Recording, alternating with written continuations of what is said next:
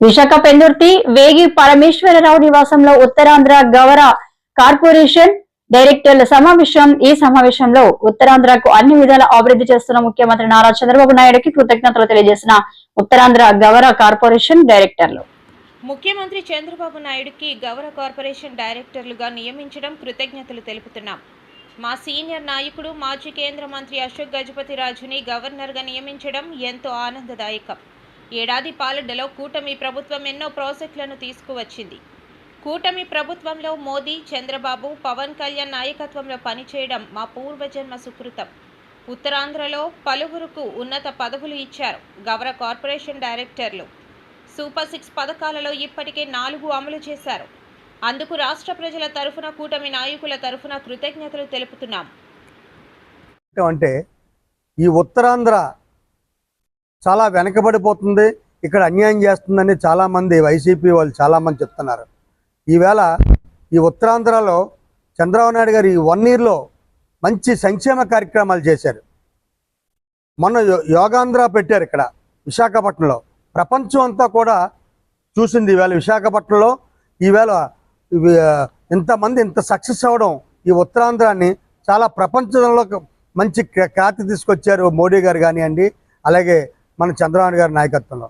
ఈవేళ మనకి ఈ విశాఖపట్నంలో నిన్న కాక మొన్న మన అశోక్ గజపతి గారిని మనకి గవర్నర్గా చేశారు. నిజంగా చంద్రబాబు నాయుడు గారికి కృతజ్ఞతలు తెలియజేసుకోవాలా. ఆయన ఎప్పటి నుంచో తెలుగుదేశం పుట్టినగా నుంచి కూడా తెలుగుదేశం పార్టీలో ఉన్నారు ఆయన. అటువంటి వ్యక్తికి ఈవేళ ఇంత మంచి పదవి రావడం నిజంగా ఉత్తరాంధ్ర నుంచి మీ అందరూ ఎంతో గర్వపడుతున్నాం. ఎందుకంటే ఆయన్ని గత ప్రభుత్వం నానా ఇబ్బందులు పెట్టారు. ఆయన చాలా మంచి వ్యక్తి. ఆయన ఆస్తులు దానాదత్తం చేసేవారు. ఆయనకి ఎంతోమంది ఎన్నో భూములు దేవాలయాలకు కూడా ఇచ్చారు. అటువంటి వ్యక్తిని యూస్లెస్ ఫెలో, వెధవ అని సంబోధించే ఈ వైసీపీ వాళ్ళు చాలా అవమానకరంగా అవమానించారు. అటువంటి వ్యక్తిని ఈవేళ మా నారా చంద్రబాబు నాయుడు గారు ఒక ఉన్నతమైన స్థానంలోకి పెట్టి గవర్నర్గా మన ఉత్తరాంధ్రకి ఇంతవరకు కూడా ఏ వ్యక్తిని కూడా గవర్నర్లు ఉత్తరాంధ్రకి రాలేదు. మన అశోక్ గజపతిరాజు గారిని, అలాగే కింజరపు రామ్మోహన్ నాయుడు గారిని విమాన శాఖ మంత్రిగా, అలాగే సామాన్య కార్యకర్తని ఒక అప్పలనాయుడిని, కలిశెట్టి అప్పలనాయుడు గారిని ఎంపీగా చేయడం నిజంగా చెప్పాలంటే గర్వకారణం. అటువంటి వ్యక్తుల్ని ఈ ఉత్తరాంధ్రలో ఎంతోమందిని తయారు చేశారు. ఇప్పుడు లోకేష్ గారి నాయకత్వంలో కానీ, చంద్రబాబు గారి నాయకత్వంలో కానీ, ఈవేళ ఈ ఐటీ సెక్టర్లో కానీ, ఇంకా ఇవన్నీ ఇక ఏమైనా సరే ఇండస్ట్రీస్ కానీ ఈ 1 ఇయర్లో కూడా చాలామందితో మాట్లాడి ఈ విశాఖపట్నానికి తీసుకొచ్చి చాలా అభివృద్ధి చేస్తున్నారు.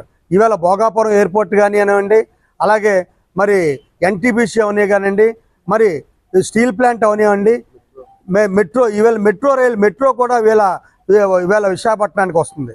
ఇటువంటి అభివృద్ధి కార్యక్రమాలు ఈ 1 ఇయర్లోనే ఇక్కడ చేసుకోగలుగుతున్నాం. ఈ 5 సంవత్సరాలు ఈ ఉత్తరాంధ్రకి దోచుకోవడమే కానీ వైసీపీ వాళ్ళు ఏమైనా ఒక ప్రాజెక్ట్ తీసుకొచ్చారా? బెదిరించి ఎన్నో ప్రాజెక్టులు కష్టపడి ఇంత లాస్ట్ గవర్నమెంట్లో చంద్రబాబు నాయుడు గారు మొత్తం అందరినీ పారిశ్రామికవేత్తలు అందరినీ విశాఖపట్నానికి తీసుకొస్తే వాళ్ళందరినీ తరిమి కొట్టారు, భయపెట్టారు, భయభ్రాంతులు చేశారు. ఈవేళ విశాఖపట్నం రావాలంటే చాలా ఇబ్బంది పడుతున్నారు. ఈవేళ చంద్రబాబు నాయుడు గారు సింగపూర్ వెళ్ళారు, మళ్ళీ వాళ్ళందరినీ రిక్వెస్ట్ చేస్తున్నారు. చంద్రబాబు నాయుడు గారు మక్కును చూసి ఈవేళ అందరూ కూడా లోకేష్ బాబు గారు కానీ, పవన్ కళ్యాణ్ గారు కానీ, మోడీ గారు కానీ ఈవేళ ఉత్తరాంధ్రాన్ని డెవలప్ చేయడానికి కంకణం కట్టుకున్నారు. అటువంటి నాయకులు దగ్గర మేము అందరం పనిచేయడం నిజంగా మాకు అదృష్టం. ఈవేళ చాలామంది ఉత్తరాంధ్రకి అన్యాయం జరగట్లేదు, న్యాయం జరుగుతుంది అని మేము అందరం భావిస్తూ ఈవేళ ఈ ప్రెస్ మీట్ ఇస్తున్నాం. జై తెలుగుదేశం, జై జై తెలుగుదేశం, కూటమి నాయకత్వం వర్ధిల్లాలి.